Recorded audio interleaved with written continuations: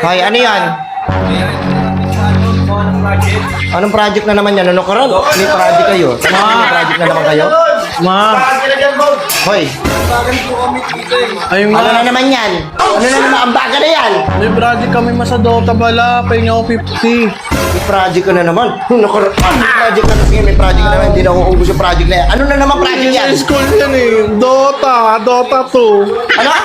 Dota Anong 2. Dota to? Sa music. Kung ayusin mo, ha? Hindi namin pinupulot yung pera. Hindi kami tumatay ng pera, ha?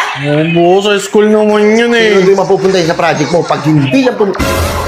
Ay, pahinga mo ba ako sa kanila? Ah. Siguraduhin mo sa Dota to mapupunta sa project nyo. Ha? Oo. Wait lang.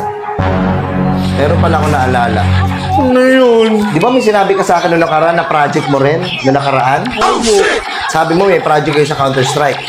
Oo. Pumunta ako sa school nyo.